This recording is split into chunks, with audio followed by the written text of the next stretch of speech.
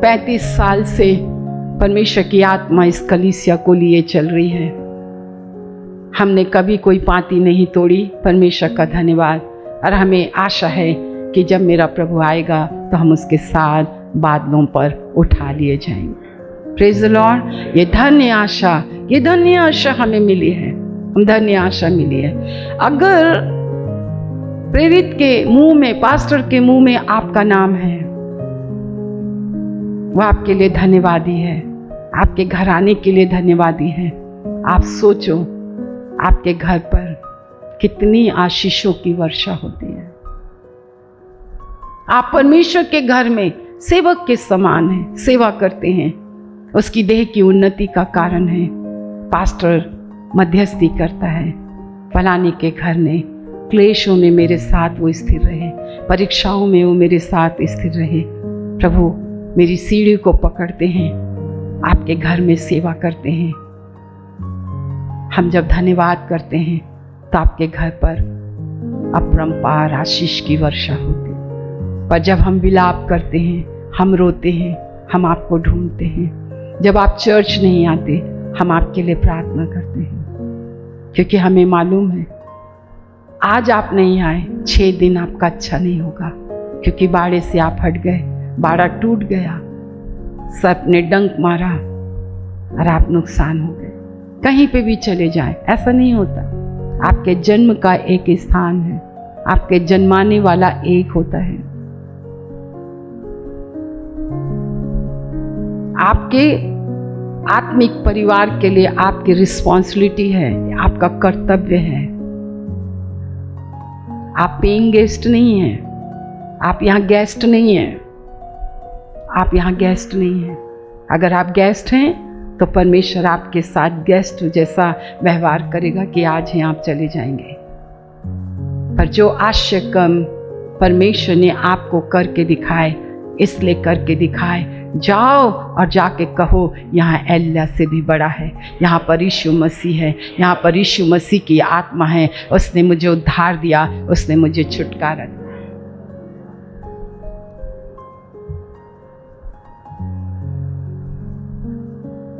परमेश्वर का हम हृदय से धन्यवाद करते हैं। 2 दिन के बाद वो आपको जिलाएगा। आप क्या सोचते हो कौन मारता है?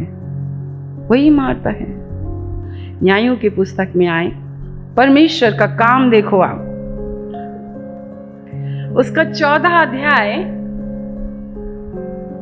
मैं इसलिए आपको बता रही हूं क्योंकि आपके पास समझ ही नहीं है, मेरे पास समझ ही नहीं है। आपकी जिंदगी में जो कुछ होता है, हो रहा है, होगा, उसका कारण क्या है आप नहीं जानते। और मैं इतनी आश्चर्यचकित हुई इस बात को पढ़ के, पर मैंने अपने प्रभु से ना तो कोई वाद विवाद किया, ना कोई प्रश्न पूछा। जैसा था मैं वैसे ही ले ली, जैसे मेरी बुद्धि है, मेरा प्रभु समझाता है। पर एक बात मैं समझ गई कि हमारी जिंदगी में जो कुछ होता है उसके पीछे परमेश्वर का हाथ होता है। पढ़ेंगे भैया 14 अध्याय 1 वचन से। शिमशोन तिम्ना को गया और तिम्ना में एक पलिश्ती स्त्री को देखा। सबने निकाल लिया। पहले बाइबल खोल लिया करो और अपनी आंखों से पढ़ो।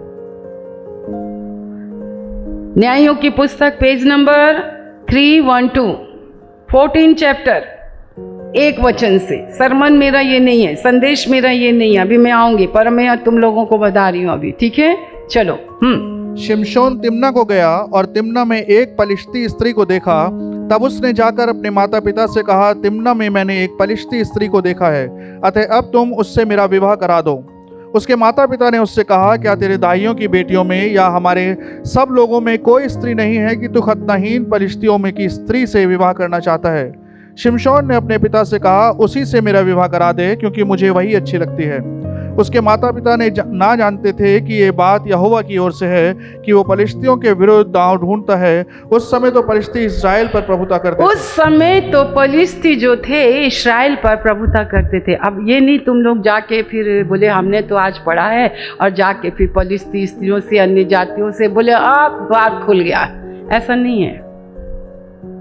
पर यहाँ पर संदेश ये है कि उन दिनों में इस्राएली जो थे वो क्या थे? पलिश्ती जो थे इस्राएलियों पर प्रभुता करते थे। और पलिस्तियों को मारने के लिए परमेश्वर ने शिमशोन को तैयार किया।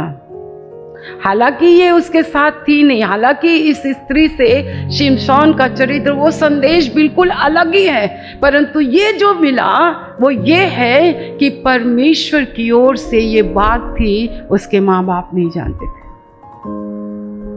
क्यों? क्योंकि परमेश्वर शिमशोन के द्वारा पलिस्तियों के अधिकार और प्रभुता से इस्राएलियों को छुड़ाना चाहता। उसका मकसद परमेश्वर का था, उसके पीछे परमेश्वर का। आप अभी इतने परिपक्व नहीं है, इतने मैच्योर नहीं है जो इस वचन को आप खा के पजा सकें, पर मैं एक बात कह रही हूँ कि वही मारता है, वही जिलाता है, वही पट्टी बांधता है, वही असफल करता है, वही द्वार बंद करता है, वही सब कुछ करता है। अगर आप और मैं पश्चाताप ना करें, उसकी बात ना माने, तो परमेश्वर आपको उठाकर खड़ा नहीं करेगा। एक आश्चर्य कम बहुत होता है आपको जीवित परमेश्वर को पहचानने के लिए। तुम घर से बाहर रहे, तुम सुरक्षा के बाड़े से बाहर रहे, तुम बाड़े से बाहर रहे, दुर्घटना होगी और जरूर होगी। ये बात यहोवा की ओर से। कई बातें हमको लगता, अजीब सा लगता है, ऐसे होशे के साथ भी हुआ।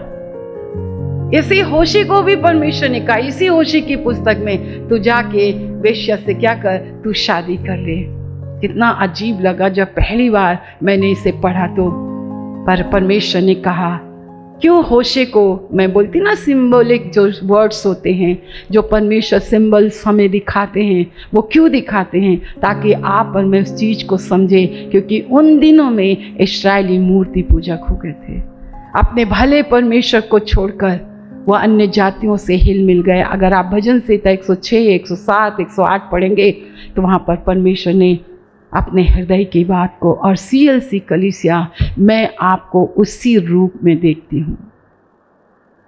परमेश्वर हर समय ATM कार्ड नहीं है, हमेशा आशीष के भागीदार नहीं। हमें अपने परमेश्वर के लिए एक मूल्य चुकाना है। सुबह सप्ताह में एक बार क्या हम अपने प्रभु के लिए नहीं उठते हैं? यहाँ मन फिराना है। यहाँ पे पब्लिक की बात नहीं है, यहाँ पे क्वांटिटी की बात नहीं है, यहाँ पे क्वालिटी की बात है। क्या आपके अंदर क्वालिटी है? मसीह के नमक आपके अंदर है, मसीह का स्वाद आपके अंदर है, आपकी बोली में स्वाद है, आपके देखने में स्वाद है, आपकी प्रार्थना में स्वाद है। अन्य जातियों के समान नहीं करना, क्या खाएंगे क्या पिएंगे, आज भी वही चिंता, एक उद्धार बाकी है। इसलिए लिखा, धर्म का पालन करो, न्याय चुकाओ। वो कहता, मेरा न्याय चुकाओ, मेरे लहू का न्याय चुकाओ, मेरी कलवरी का न्याय चुकाओ, मेरी पीठ के 39 कोड़ों का मार मार के मेरा न्याय चुकाओ, मेरा न्याय चुकाओ।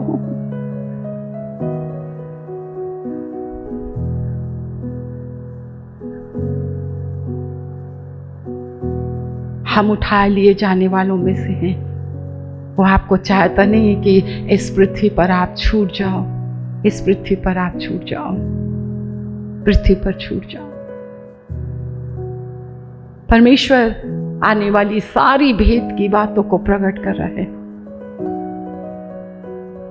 परमेश्वर का हम बहुत धन्यवाद करते हैं। उसके माँ बाप इस बात को नहीं जानते थे कि ये यहोवा की ओर से है, क्योंकि पलिस्ती जो थे वो इस्राएलियों पर प्रभुता करती। पलिस्ती और इस्राएलियों के विषय में मैं आपको बहुत ही अच्छी स्टडी में आपको दूंगी। समय YouTube देखने का नहीं है, हिंसा की बातें देखने का नहीं है। एक से एक चीज़ों को बंद कर दो। आप लोग, आप नहीं जानते कि आप कितना गलत काम कर रहे हो। नहीं, आप मेरे साथ खड़े होकर एक वचन आप पढ़ेंगे, मत्ती रचित सुसमाचार उसका 5वां अध्याय, उसके 10 और 11 वचन को हम पढ़ेंगे। धन्य है वे जो धर्म के कारण सताए जाते हैं, क्योंकि स्वर्ग का राज्य उन्हीं का है। धन्य हो तुम जब मनुष्य मेरे कारण तुम्हारी निंदा करें और सताएं और झूठ बोल बोल कर तुम्हारे विरोध में सब प्रकार की बुरी बात कहें, तब आनंदित और मगन होना, क्योंकि तुम्हारे लिए स्वर्ग में बड़ा फल है।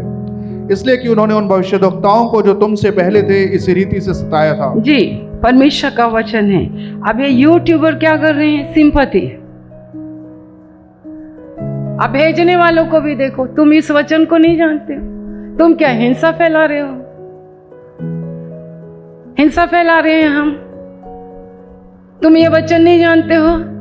क्या तुम धर्म के कारण सताए जा रहे हो? चर्च में कौन ऐसा इंसान है जो धर्म के कारण, अपने विश्वास के कारण सताया जा रहा है? तो चर्च के ऊपर क्या एहसान है? चर्च आके क्या एहसान कर रहे हो? एहसान तो परमेश्वर का है जिसने आपको पापों से मुक्ति दी, पापों से क्षमा दिया। हाँ या नहीं? धन तो हर कोई कमा लेता है। आपको पापों की क्षमा सोने और चांदी से मिली है क्या? आपको पापों की क्षमा धन दौलत से मिली है क्या? आपको पापों की क्षमा केवल पाप की क्षमा करने का अधिकार यीशु मसीह नासरी के नाम से ही है। नहीं तो मरो और अधोलोक में चले जाओ।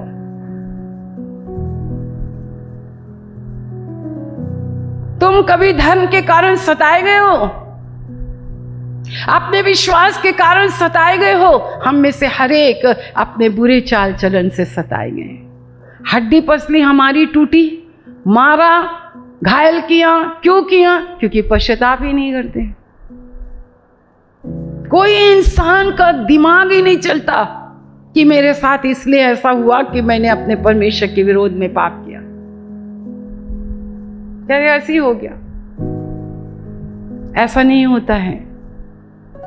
आइए हम खड़े होकर पढ़ेंगे मत्ती 5 में। फिर से हम आए प्रतिशोध 38 को हम पढ़ेंगे। तुम सुन चुके हो कि कहा गया था, आंख के बदले आंख और दांत के बदले दांत। परंतु मैं तुमसे ये कहता हूं कि बुरे का सामना ना करना, परंतु जो कोई तेरे दाहिने गाल पर थप्पड़ मारे उसकी ओर दूसरा भी फेर दे। यदि कोई तुझ पर नालिश करके तेरा कुर्ता लेना चाहे तो उसे दोहर भी ले लेने दे। जो कोई तुझे कोस भर बेगार मिले जाए तो उसके साथ 2 कोस चला जा। जो कोई तुझसे मांगे उसे दे, और जो तुझसे उधार लेना चाहे उससे मुंह ना मोड़। मैं तो ये बाइबल फॉलो करती हूँ, मैं ये बाइबल जानती हूँ। मुझे आवश्यकता है यीशु के चरणों में आराधना करें। सताव हो, निंदा हो, थप्पड़ मारे, सामान खींच ले, बैर रख ले, कुछ भी करें, यीशु के हमारे लिए जरूरी जो है वो है यीशु मसीह। उसमें बने रहना, उसकी बातों में बने रहना, ये आपका जीवन है। क्योंकि परमेश्वर अभी एक उद्धार बाकी है। बोलो, अभी एक उद्धार बाकी है। तो क्या मैंने उद्धार नहीं पाया है?